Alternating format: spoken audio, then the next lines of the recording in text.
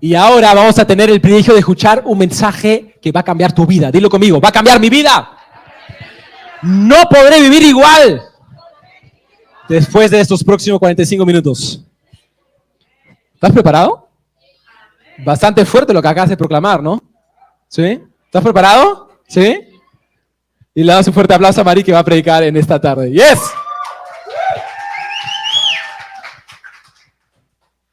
Creo que hay que sacar el estante para que...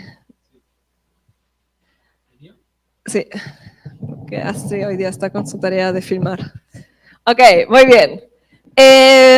Hace poco me fui de vacaciones, después de 3 años, que la verdad fue bien rico. Fuimos una semanita al norte, nos fuimos a Máncora y me llevé un libro.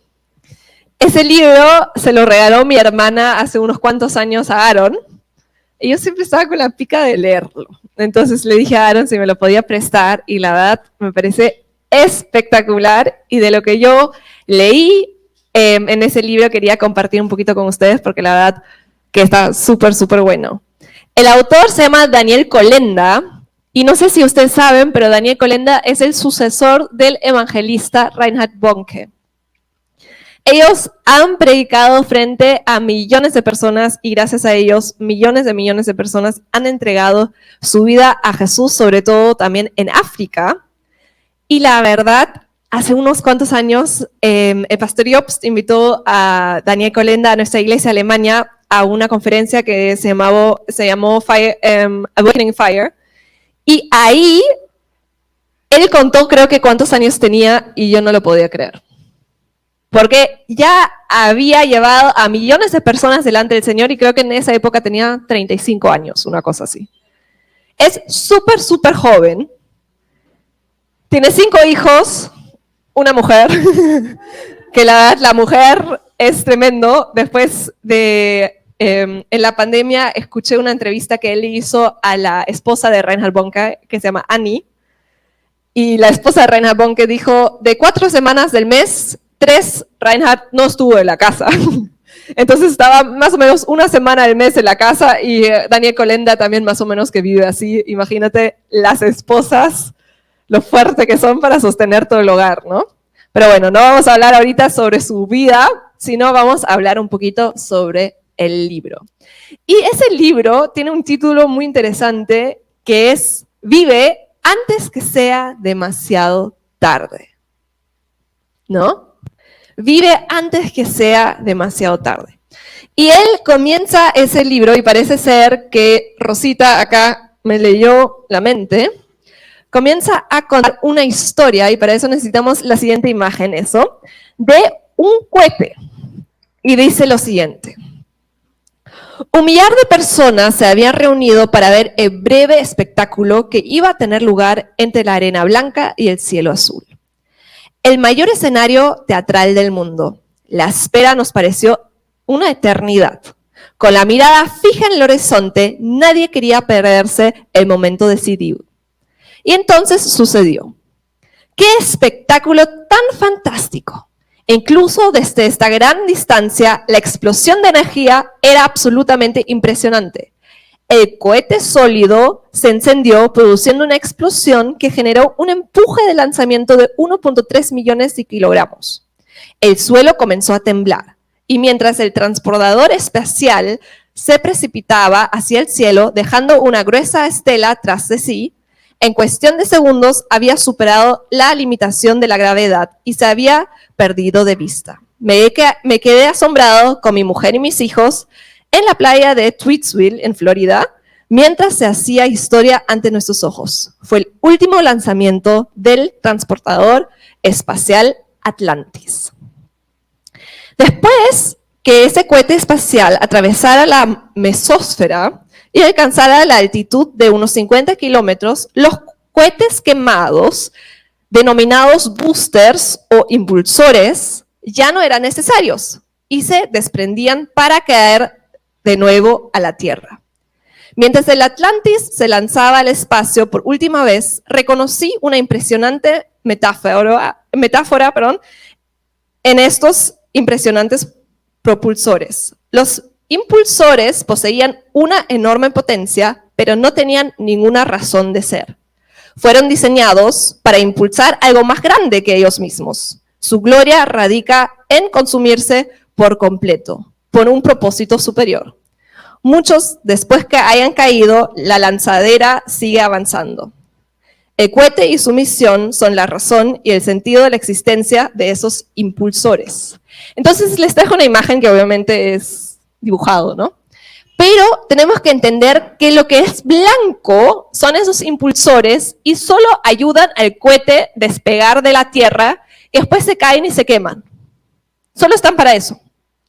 Y después ya el cohete se va al espacio, hace lo que tenga que hacer y todo eso, ¿no? Entonces, esos simplemente existen para ser quemados.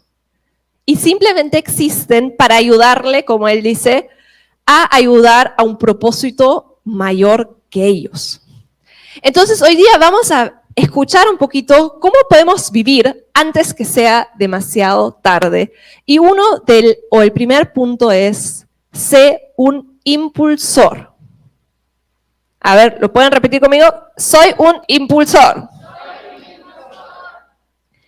Y después sigue contando un poquito sobre un día muy especial que fue el 25 de junio del 2009 y murieron dos personas bastante famosas. Creo que uno lo vamos a conocer, o ustedes lo conocen un poquito más que la segunda persona. Y murió el mismo día Michael Jackson y Farrah Fawcett. Que Michael Jackson creo que todos sabemos que fue el rey del pop, nominado rey del pop, ¿no es cierto? Y Farrah Fawcett fue una actriz bastante conocida, no sé si a alguien le suena la cara, porque sí es bastante conocida. Y ella fue una de las primeras ángeles de Charlie. La versión que ustedes conocen ahí con Cameron Díaz es nueva. Entonces ella fue una de las primeras ángeles de Charlie. Y dice que él se quedó bastante impactado por la muerte de esos dos íconos prácticamente, ¿no? Que se murieron antes, o sea, no murieron de una muerte natural, sino murieron bastante jóvenes. Y habían sido personas muy influyentes en la sociedad, ¿no? Todos nosotros creo que conocemos a Michael Jackson. Si escuchamos una canción de él, vamos a saber que es de él, ¿sí o no, Sumi? Yeah. Sumi me dice que sí.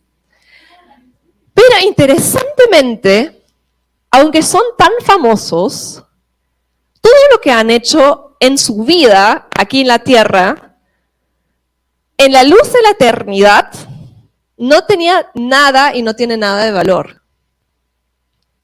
Aunque son tan famosos para el Señor y lo que ellos han hecho acá en la Tierra, para la eternidad no les sirvió de nada. Y muy probablemente sobre la mayoría de nosotros nadie va a escribir nada en el periódico una vez que muramos, ¿no? O sea, después de un ratito ya nadie nos va a conocer, van a nombrar nuestro nombre, dicen quién fue esa, nadie se va a acordar de nuestros nombres, no es como Michael Jackson que murió en el 2009, que ya son hace 12 años, 13 años. Nadie, después de 13 años que te has muerto, quizás tus hijos, tus nietos te recuerden, pero después de eso ya no va a pasar mucho más, ¿no es cierto? Pero vamos a ponernos a pensar, ¿qué título crees tú que pondrían sobre nuestra vida? Si tú te mueres y escriben un artículo sobre ti en el periódico, ¿con qué título resumirían tu vida? Interesante, ¿no? Ponte a pensar. Según tú, ¿qué debería decir en ese título? ¿Y cuál fue tu razón para vivir? Y si escuchamos esa teoría de sentirse bien, haz lo que te sientes bien, que seamos sinceros, de eso habla todas las canciones, toda la música que consumimos muchas veces, los libros que leemos, las series que vemos, siempre es haz lo que te haga sentir tú y lo que te haga sentir bien, ¿verdad?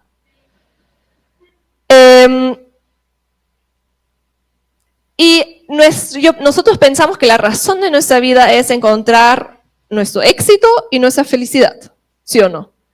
Yo quiero, mi razón de vida es que yo sea feliz, que sea exitoso, que el límite es el cielo es el límite, tú eres una estrella, alcanza las estrellas, tú lo puedes hacer, ¿no es cierto? Tú eres el Señor y el dueño de tu destino, tú tienes tu destino en la mano, eso es lo que nos predican prácticamente en todos los medios de comunicación.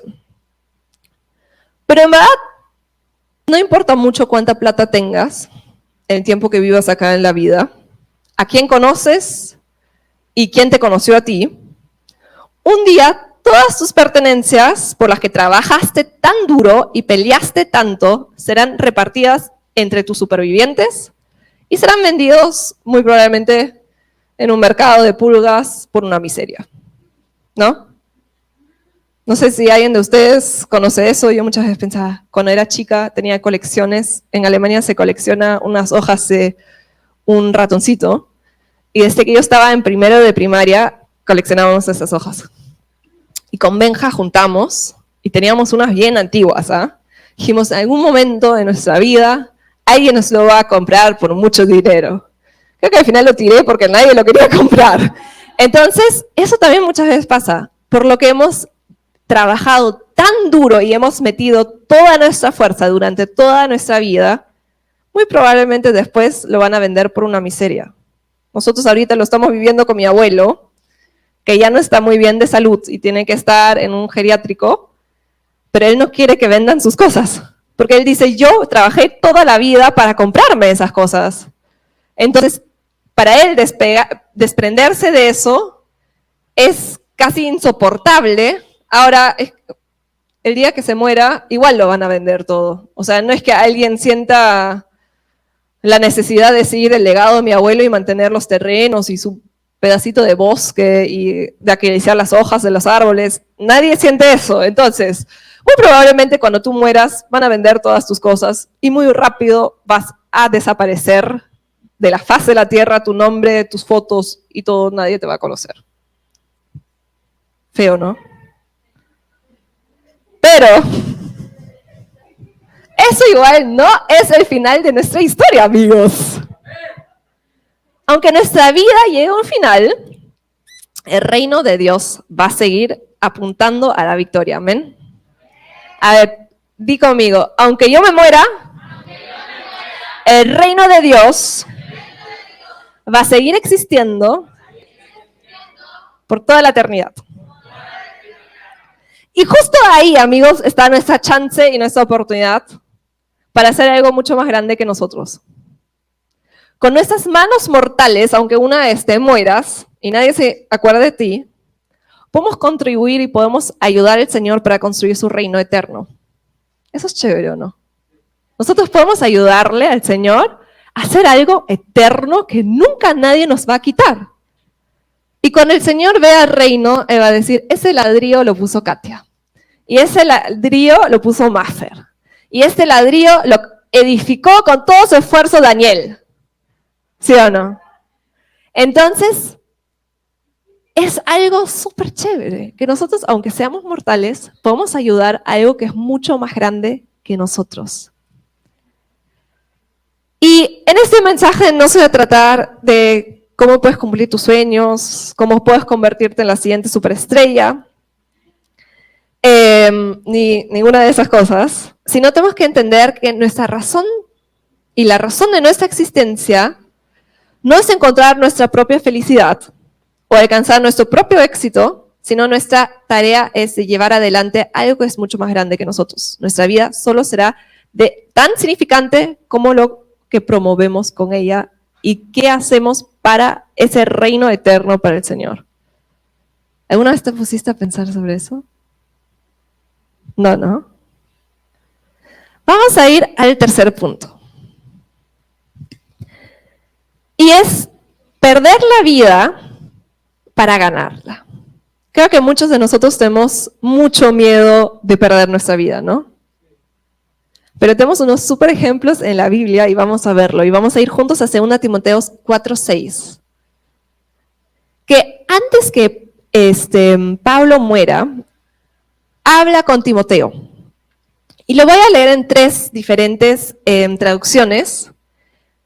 Y dice, en cuanto a mí, le dice Pablo a Timoteo, mi vida ya fue derramada como una ofrenda a Dios. Se acerca el tiempo de mi muerte. O en la nueva versión internacional dice, yo por mi parte ya estoy a punto de ser ofrecido como un sacrificio y el tiempo de mi partida ha llegado. Porque yo ya estoy para ser sacrificado, dice Reina Valera, y el tiempo de mi partida está cercano. Para Pablo, su vida era algo que fue usado y gastado para el evangelio. Fue gastada su vida. Pablo vivió su vida para gastarla por completo para Jesús. Esa canción que cantamos, gastaré mi vida en Él, ¿realmente la gastas? Digamos, gastar es una palabra fuerte, ¿sí o no? Si tú dices, tengo unas zapatillas gastadas, es otra cosa que decir, tengo unas zapatillas retro o unas zapatillas vintage, ¿no? Porque si las tienes retro todavía, todo el mundo se imagina unas zapatillas antiguas, pero bien mantenidas. Pero si tú hablas de unas zapatillas gastadas, pero están gastadas, ya no es para regalárselo a nadie más, ¿sí o no? Sino es para tirarlas. Y eso fue el fin de la vida de Pablo, de gastar su vida para el Señor. Él se dejó derramar como una ofrenda para ser al final tirado como un impulsor de cohete quemado, pero sin antes haber dejado un impacto que haya sido de importancia eterna. ¡Wow! Vamos a volver a leerlo. Él se dejó derramar como una ofrenda. Imagínate que tú seas una ofrenda delante del Señor. Que tu vida no sea un calambre y el Señor diga, ay no, ¿por qué otra vez? Sino lo que tú haces con tu vida sea una ofrenda, tu vida, lo que tú haces, a lo que tú te dedicas, sea una ofrenda derramada para el Señor. ¡Wow! Tremendo, Maffer, ¿no?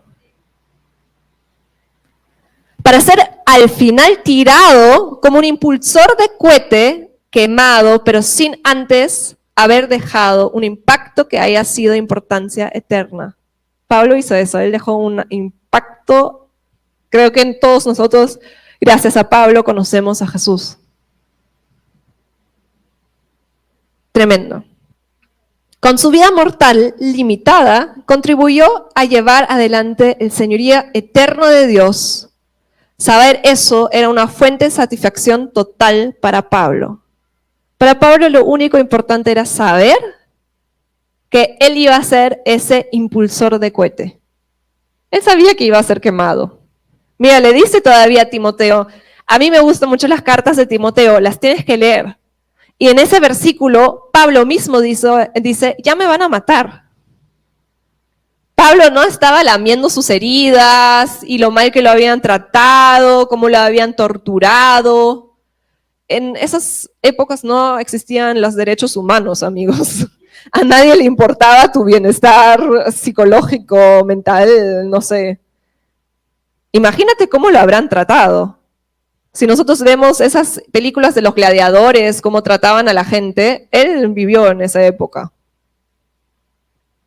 Y él todavía escribe cartas dejando su legado, dejando consejos, dejando un impacto en nuestro mundo, sabiendo que ahorita lo iban a matar. En realidad, cada uno de nosotros gasta su vida y quema el combustible limitado que tenemos, pero tantos gastan tan poco tiempo en pensar para qué viven realmente. ¿Tú una vez te pusiste a pensar por qué vivo? Y esa pregunta te la quiero hacer ahora. ¿Para qué vives? Y todo el mundo me va a decir, para el Señor. Pero si somos sinceros, ¿en qué realmente, si piensas en tu día, si piensas en tu semana, en qué le metes tu energía, tu fuerza, tu tiempo, tu plata? ¿En qué gastas tu plata? Tu pasión, que te levantas y dices, eso me encanta. Eso es gastar tu vida. Eso es para lo que tú vives. ¿De qué sueñas? Y no hay nada malo de querer hacer cosas, de querer viajar o querer comprarte cosas, no hay nada de malo. Pero ¿en dónde quemas ese combustible? Si lo vemos en una escala del 0 al 100, tú mismo creo que te vas a poder responder. Otra vez, ¿en qué llevas adelante con tu tiempo, con tus energías, tus finanzas, tu pasión? ¿En qué descansas? ¿Para qué trabajas? ¿Para tus vacaciones? No sé si ustedes conocen eso. Cuando yo iba al colegio, dicho sea de paso que yo odiaba ir al colegio, anhelaba los fines de semana. Iba al colegio para llegar el viernes. ¿En qué gastas tú esa... ¿Tú quieres siempre que llegue tu día de descanso? ¿Tu anhelo más grande es que tengas vacaciones? Ponte a pensar. ¿En qué gastas todo eso? Jesús dijo en Marcos 8:35, porque todo el que quiere salvar su vida, la perderá. Y todo el que pierde su vida por causa de mí y del Evangelio, la salvará. Si realmente queremos que nuestra vida cuente, solo hay una cosa que podemos hacer. La tenemos que tirar. Debemos entregar nuestras vidas al servicio de aquel que nos dio la vida en primer lugar. Jesús te dio la vida, ¿qué tal si tú entregas tu vida por Él? Y vamos a ir al cuarto punto, que es salvo para servir. Si te salvaría la vida, ¿qué harías? Esa fue la pregunta que le hizo Ciro, el rey de Persia, a un líder de un grupo rebelde, que estaba a punto de ser ejecutado. Iban a matar a ese líder. Ese líder le respondió: Rey, le serviría por el resto de mi vida. Otra vez, el rey Ciro le pregunta si te salvaría la vida, ¿qué harías? Y ese líder del grupo rebelde le contesta: Rey, le serviría por el resto de mi vida. Si pensamos en esa promesa de fidelidad, en una reacción adecuada al perdón del rey, ese líder del grupo de rebeldes sabía muy bien si el rey le perdonara la vida, estaría endeudado por vida con él, y por eso tenía que servirle por el resto de su vida. Creo que es bastante lógico, ¿no? Si nosotros pensamos, si ese rey le perdona la vida a ese líder de rebeldes, parece una respuesta muy razonable que le diga que le va a servir por el resto de su vida, ¿no? Y en Romanos 1, del 14 al 15, dice: a griegos y a no griegos, a sabios y a no sabios, soy deudor. Así que en cuanto a mí, pronto estoy a anunciarles el evangelio también a vosotros que están en Roma. Eso lo dice Pablo.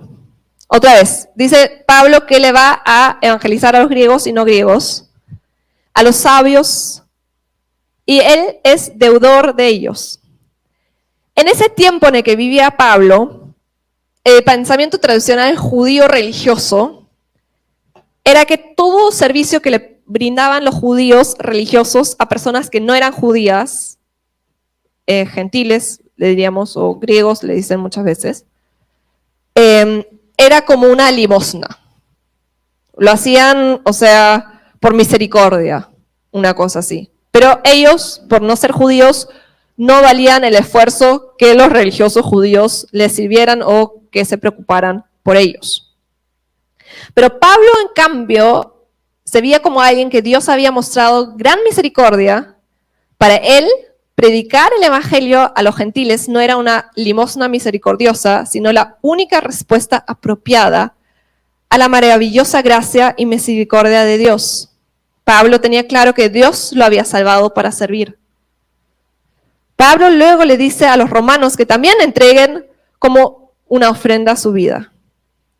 Que sea un sacrificio vivo y santo, la clase de sacrificio que a él le agrada.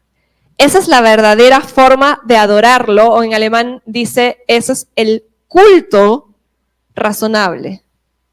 Tu culto razonable es servir al Señor. Y lo que a mí me parece interesante es que Pablo tenía tan claro que le debía todo a Jesús. Las cosas que era digno y no digno de hacer.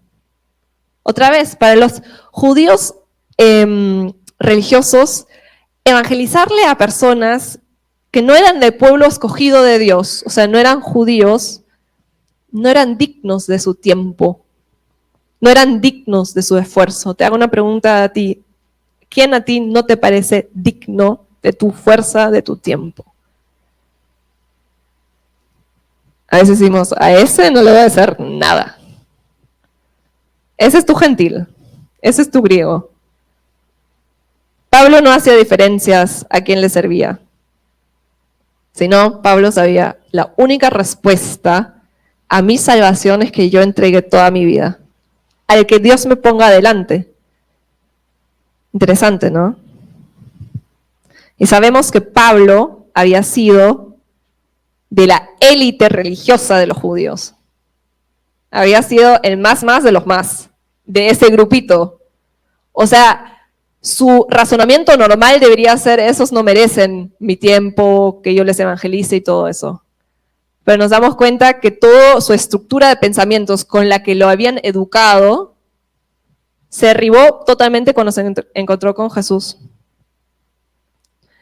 Es decir, no le hacen un favor a Dios con eso. Él los compró y redimió a través de la sangre de Jesús. Él los liberó del pecado y sus ataduras. Él nos bendijo a través de Jesús con todas las bendiciones celestiales. Teniendo en cuenta todo eso, nuestro servicio a Él es la única reacción razonable. Fuimos salvados para servirle a Dios. Y hay una historia interesante en David, en 2 Samuel, donde cuenta una historia de unos soldados de David. Y ese punto es impulsado por el amor. David dijo, cómo me gustaría tomar un poco de esa buena agua del pozo que está junto a la puerta de Belén. Cuando 3 de sus soldados habían escuchado ese deseo, agarraron sus espadas y desaparecieron en la oscuridad de la noche. No actuaron por una orden y tampoco fueron obligados de ninguna manera de reaccionar de esa forma, pero fueron impulsados por un poder que fue mucho más grande que cualquier llamado de deber, el amor hacia su rey. Ese amor los llevó a meterse al campo del enemigo, se tuvieron que meter al campo del enemigo, sacar el agua del pozo y se lo llevaron a David. Otra vez, David solo expresó que cómo le gustaría tomar ese agua del pozo que está al costado de la puerta de Belén. Y no fue un mandamiento, no fue una orden que les dio a sus soldados. Y ellos lo escucharon y fueron y se lo sacaron, aunque arriesgaron su vida. David estuvo tan tocado de ese acto tan valiente que fue incapaz de tomar esa agua y la derramó en la presencia del Señor. Y no fue el riesgo que corrieron sus soldados que lo había tocado tanto, porque sabemos que los soldados, para ellos es muy normal de arriesgar su vida, ¿sí o no? Un soldado sabe, si voy a la batalla, puede ser que no regrese. Pero esto había sido distinto, porque eso de ahí no lo habían hecho por Israel, no lo habían hecho por Judá, no lo habían hecho por la guerra o por esa batalla. Fue una ofrenda personal para David. Y seguramente fue el regalo más precioso que él recibió en su vida. Porque ellos lo hicieron por amor a él. No porque lo tenían que hacer, sino porque lo amaban, porque amaban a su rey.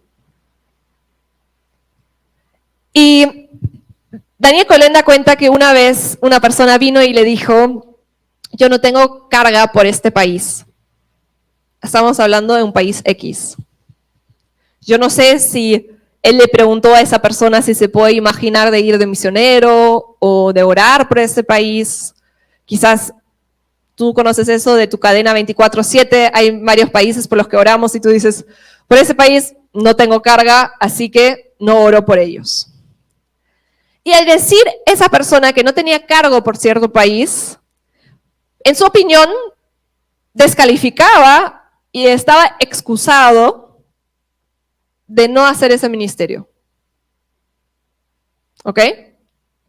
Pero si nuestra carga por personas es nuestra única motivación, que nos lleva a evangelizarles, que nos lleva a acercarlos al Señor, entonces tenemos un grave problema con humanismo. Después de haberse levantado de los muertos, Jesús se dio cuenta que Pedro había vuelto a su oficio anterior, que era el de pescar, ¿no? Entonces leemos que Jesús le hace el desayuno a Pedro y después, ¿qué le pregunta? ¿Se acuerdan? Simón, hijo de Juan, ¿me amas más que a estos? Sí, Señor, contestó Pedro, tú sabes que te quiero. Entonces, alimenta a mis corderos. Es interesante que Jesús no le preguntó, Pedro, ¿tú amas a mis corderos? ¿No? No lo hizo. Para luego decirle, entonces, alimentalos. Sino Jesús le preguntó, Pedro, ¿me amas a mí, a Jesús?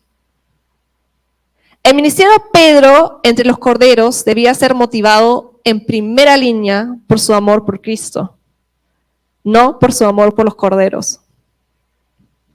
Lo que tú haces para el Señor y para lo que el Señor te llamó a ti no debe ser alimentado por lo que haces, sino por tu amor a Jesús. Nosotros acá tenemos una casa de transformación, como la tenemos también en Sucre. Servir a esos chicos y el amor que tienes a ellos no debe ser tu motivación. Ayuda. Pero tu motivación debe ser tu amor a Jesús. Y eso, ¿saben qué? Ayuda muchísimo cuando los chicos se portan mal. Porque no lo haces por ellos, lo haces por Jesús. Cuando ya dicen, estoy harta, no puedo verlo, no puedo verlo. O tu célula. Estoy tan frustrado que nadie nuevo venga a mi célula. Quizás tienes que cambiar algo, ¿sí? Pero tú no eres líder de célula o no estás en una célula, porque eso es tarea de todos nosotros.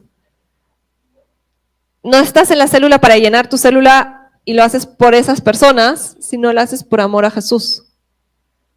A veces hay personas que dicen, uy, pero si le digo eso, se va a ofender. Si yo le digo que acá en la iglesia no hacemos ciertas cosas, ya no va a venir más. Y estamos más interesados qué piensan los demás de nosotros que nuestro amor por Jesús. Por eso es tan importante que nuestra primera motivación no sea el amor de los corderos o de las personas a las que le servimos, sino nuestro amor a Jesús. ¿Amamos a Jesús? Esa es la pregunta decisiva y eso debería bastar para derramar nuestra vida en nuestro servicio a nuestro Rey. Que ese es el servicio y ese es el culto agradable delante del Señor. Y la primera y más alta motivación de alguien puede tener es simplemente el amor por aquel que nos amó tanto, que derramó sus lágrimas, su sangre, su vida, y recibió el regalo y nos dio el regalo de vida.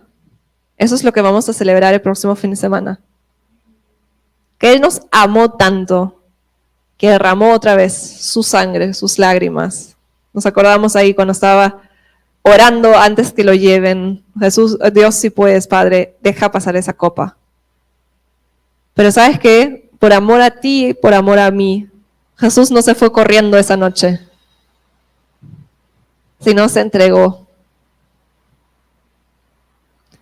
¿Cómo podemos malgastar todavía nuestra vida persiguiendo nuestras propias ambiciones, nuestros propios sueños, nuestros propios deseos o satisfacciones? En cambio, nos sentimos obligados por una gran reverencia y un profundo amor a derramar de nuevo nuestras vidas quizás ante Él como una ofrenda, sin retener nada, y dando todo lo que somos para servir al único Rey que reinará por toda la eternidad. Y no debemos engañarnos. Actuar así no es un desperdicio, es nuestro culto razonable. Fuimos salvados para servir. Dile al que está al lado tuyo, fui salvado para servir. Wow, ¿no? Y esa pregunta, la que sigue, estaba preguntándome primero cómo se traduce al español, pero me dejó pensando. Y dice, por lo que tú vives, ¿es lo suficientemente valioso para que Jesús haya muerto por eso? Otra vez, estamos viendo en qué hemos gastado nuestra vida, nuestros esfuerzos, nuestra energía, nuestro combustible, como le dice acá Daniel Colenda. Lo que tú llevas adelante, ¿es suficientemente valioso para que Jesús haya muerto por eso? Durante la guerra en Vietnam, un soldado estadounidense estaba a punto de pisar una mina terrestre que no vio. Saben que las minas explotan, ¿no? Su compañero del otro lado del campo de batalla, que podía ver el desastre inminente desde donde estaba, se levantó detrás de la barricada protectora y gritó una advertencia para salvar la vida de su amigo. En ese mismo momento fue herido por un disparo de fusil enemigo y murió a consecuencia de ello. Unos años más tarde, el soldado tuvo la oportunidad de conocer a la esposa y el hijo del amigo fallecido en un servicio conmemoratorio en Estados Unidos. El hijo, que solo tenía 7 años, nunca había conocido realmente a su padre. El soldado pudo ver que el niño estaba muy, muy triste. Así que se arrodilló a su lado y puso su mano en el hombro y le dijo: quiero que sepas que tu padre me salvó la vida. Y el niño lo miró y le dijo, llorando: Señor, ¿usted valió la pena? Interesante pregunta, ¿no? ¿Usted lo vale? Que mi papá haya muerto por usted. Por lo que tú vives y la razón de tu vida, ¿lo vale que Jesús haya muerto por eso? Leonardo Ravenhill se preguntó una vez, ¿por lo que tú vives es lo suficientemente valioso para que Jesús haya muerto por eso? No fuimos salvados para que Dios nos colocara como unas figuras en un estante en el cielo. Ese lugarcito que cuando tienes la colección, que si tú no estás ahí falta, ¿no? Sino fuimos salvados con un propósito. Y cumplir ese propósito es la única respuesta apropiada al impresionante regalo de salvación que hemos recibido. Tenemos una obligación, una deuda y una responsabilidad con aquel que nos dio su vida. Fuimos salvos no por la salvación, sino fuimos salvos para servir. Si es así, ¿qué debemos hacer? Tal vez sientes la necesidad de responder dando tu vida como ese impulsor de cohete. Dice, Señor, yo quiero ser ese impulsor, ese booster, se dice en inglés, para hacer avanzar el reino de Dios. Pero no estás seguro de por dónde puedes empezar. Cuando Saulo, que después se convierte en Pablo, se encontró con el Señor en el camino de Damasco, esa fue exactamente su pregunta. Él preguntó, ¿qué quieres que yo haga? Y ese es el punto donde nuestro camino también comienza con esa simple pregunta. ¿Qué quieres que yo haga? No con la pregunta, ¿qué quiero hacer con mi vida? La mayoría de veces te dicen, ¿qué quieres hacer con tu vida? Esa no es la pregunta indicada, sino la pregunta es la que hizo Saulo, que después se convirtió en Pablo, que es, ¿qué quieres que yo haga? Y quizás les voy a volver a leer para que se acuerden de lo que hemos hablado. Hemos hablado del impulsor del cohete que se quema por completo por una causa mayor, que deja de existir. ¿Qué título le pondrían a tu vida una vez que te mueres?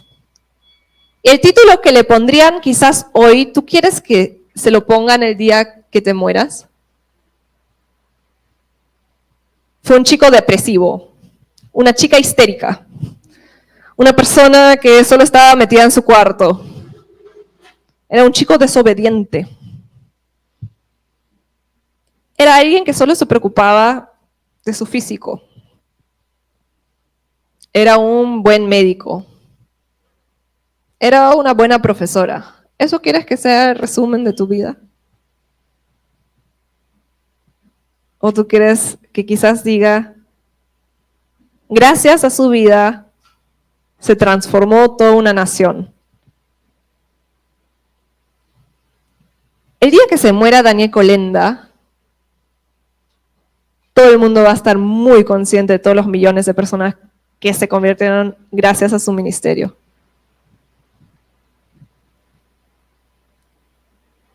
Cuando tú te mueres, ¿qué va a ser el título de tu vida? Gracias a la vida del pastor Jobs y de la pastora Charlotte, todos nosotros estamos aquí sentados, por ejemplo. ¡Wow! ¡Qué título tremendo van a tener ellos el día que el Señor se los lleve, sea la forma que sea! Quizás recién se van cuando Jesús vuelve. Pero ¿cuál va a ser el título de nuestra vida? Tenemos que perder nuestra vida para ganarla, porque fuimos salvos para servir. Y nuestro impulso para servir debe ser el amor que tenemos a Jesús. No a lo que hacemos, porque eso rápidamente se va a ir. Yo amé estudiar diseño de modas, lo amé. Y por mí hubiera podido seguir estudiando 5 años más, porque me encantaba. Y me gustaba trabajar como diseñadora de modas. Pero llegó un momento que ya no era tan divertido como me lo había imaginado. Imagínate si todo mi enfoque hubiera sido si me gusta o no lo que hago. Nuestro impulso debe ser el amor hacia Jesús, hacia lo que Él nos llamó a hacer. Por lo que tú vives actualmente, ¿vale que Jesús haya muerto? Y quizás estás hoy otra vez aquí y tú dices, Señor, yo quiero hacerte esa pregunta.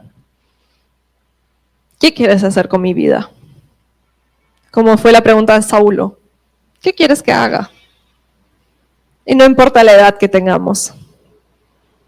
No importa si ya sientes que quemaste todos los cartuchos. El Señor puede seguir usando tu vida. O te dices, no, yo tengo un montón de tiempo todavía. Mírenlo a Samuel, el ejemplo que fue de este niño. Entonces, ahí donde estás, te invito a que te levantes.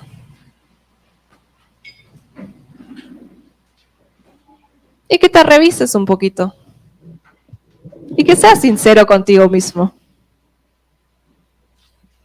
Quizás dices, Señor, la verdad, si me muero hoy, el título que me pondrían no sería muy bonito. O tú dices, yo hacía las cosas por los corderos, pero no lo hacía por amor a Jesús.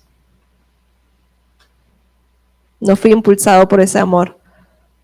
O quizás también estás acá y dices, Señor, yo nunca quería dejarme quemar. No quería gastar mi vida, hacer esa zapatilla gastada. Sino quería hacer la zapatilla en la vitrina. Mejor no ayudar demasiado para no cansarme yo. No fui como Pablo, que sabía que era ese impulsor de cohete que podía ser quemado por completo para llevar adelante el reino eterno de Jesús. Wow. Porque sabes que, aunque después de un tiempo nadie te conozca aquí en la tierra, nadie se acuerda de tu vida, tú puedes ser inscrito en el libro de la vida. Y Dios sí está muy pendiente de lo que hiciste y lo que no has hecho. Y aunque quizás nadie más se acuerde de tu cara, nadie más se acuerde de tu nombre, aunque tu Facebook nunca muere y tu Instagram tampoco, Dios se va a acordar muy bien lo que hiciste. Si fuiste ese impulsor de cohete que se dejó quemar por completo, sin importar lo que pasa contigo, por amor a aquel que nos dio todo, que entregó su vida, estuvo en sus mejores años y murió para que nosotros podamos tener vida en abundancia. Dios no te salvó para solo salvar a uno más, sino te salvó para que le sirvas. ¿Y dónde estás? Quizás le tienes que responder al Señor y decir, uy, Tenemos que cambiar la dirección urgente, Señor. Señor, ya te sirvo, pero eso de gastar mi vida no es mi caso. Necesito mis noches libres, y necesito mi día libre y mis vacaciones, y que nadie me moleste después de las 9:30 de la noche.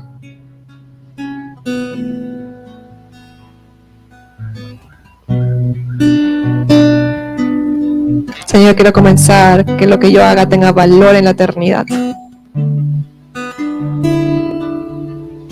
Yo quiero ser ese impulsor. Yo quiero poner ese ladrillo para construir tu reino eterno. Que yo pueda ser gastado, que pueda ser tirado, que no importa lo que hay de mí. Porque lo único que me importa es que tú puedas utilizar mi vida.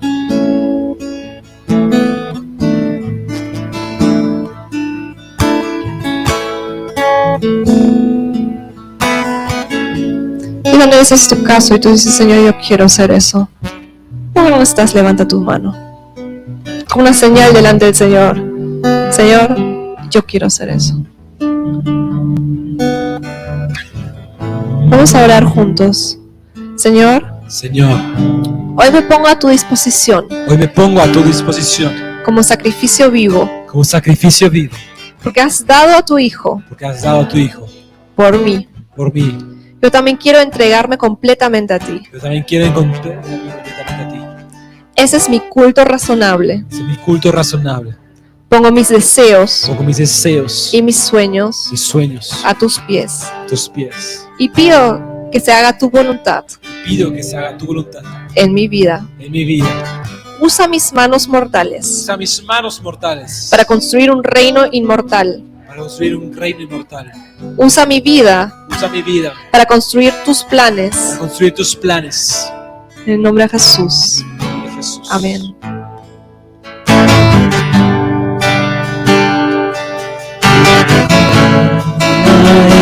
Es Jesús, gastaré mi vida en Él y triunfante cantaré. Mi corona es Jesús, gastaré mi vida en Él y triunfante cantaré.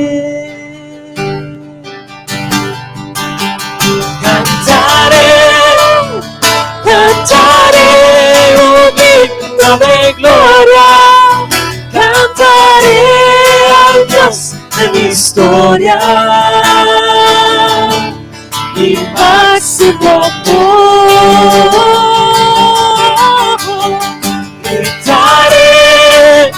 Gritaré, tú eres mi victoria, gritaré mi máxima gloria. Es Cristo mi Rey, es Cristo mi Rey, es Cristo mi Rey. Es Cristo mi Rey.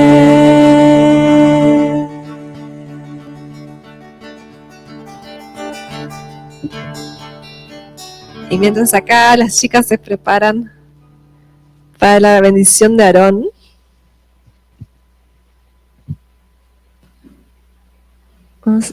¿necesitas ayuda, Ana? ¿Se puede?